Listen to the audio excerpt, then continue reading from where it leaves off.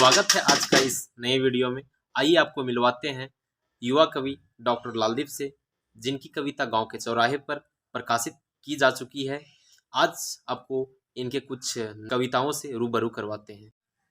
जोहार साथियों, मेरी पहली कविता है जीत। अक्सर हम अंतर्विरोधों से मुठभेड़ करते हुए आखिर तय कर ही लेते हैं न्याय का अड़िग रास्ता। जैसे कोई खड़ा हो जाता है टैंक के आगे, बुलडोजर के सामने। नाजी सिपाही होने के बाद भी कोई सैल्यूट करने से नकार देता है, कोई बना लेता है सिंडलर्स लिस्ट। मनुष्यता इस तरह बचा लेती है कई कई बार अपना दामन। छोटे कद के विदूषक से डर जाता है तानाशाह, छोटे कद के विदूषक से डर जाता है तानाशाह।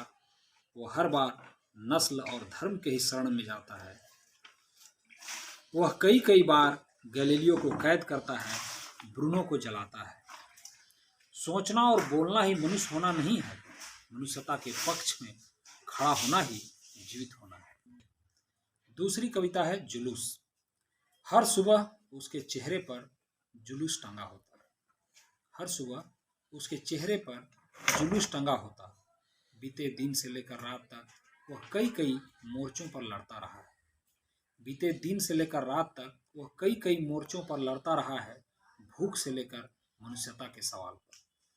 कुछ बुजुर्ग, कुछ कम उम्र लड़के चौक पर तख्तियां, बैनर लिए जमा होते, जिन्हें बिना वर्दी वाली पुलिस खदेड़ रही होती। शहर में सड़कों पर कुछ देर के लिए जाम लगता, फिर सुचारू रूप से चलने लगता। लेकिन अब कई कई चेहरों पर एक साथ जुलूस टंग जाता है। मेरी तीसरी कविता है हृदय की गति। हमारा हृदय इतनी तेजी से धड़क सकता है कि वो हमारी पूरी देह को थरथरा सकता है। हमारा हृदय इतनी तेजी से धड़क सकता है कि वो हमारी पूरी देह को थरथरा सकता है। अगर मंद हो जाए तो आप बेजान और सुस्त हो सकते हैं। अगर मंद हो जाए तो आप बेजान और सुस्त हो सकते हैं।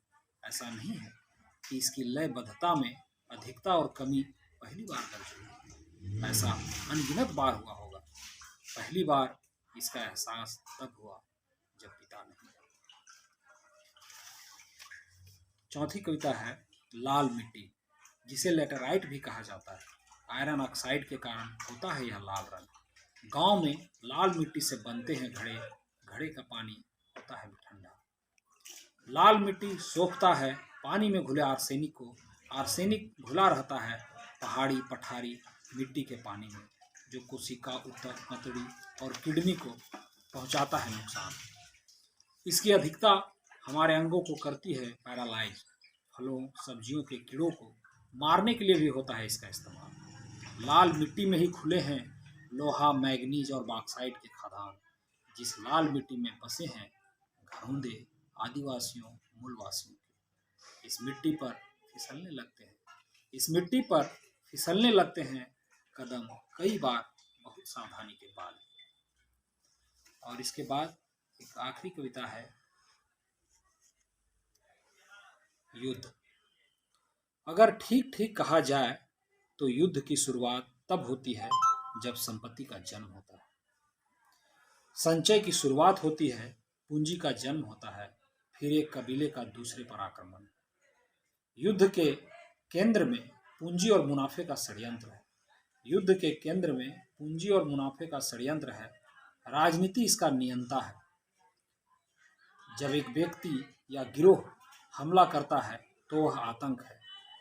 जब एक व्यक्ति या गिरोह हमला करता है तो वह आतंक है, फिर एक राष्ट्र का दूसरे राष्ट्र पर हमला। युद्ध हथियारों की खेती है। कार्ल मार्क्स ने कहा था, जब जब पूंजी संकट में फंसता है युद्ध का सहारा लेता है। जब जब पूंजी संकट में फंसता है युद्ध उबरने के लिए युद्ध का सहारा लेता है।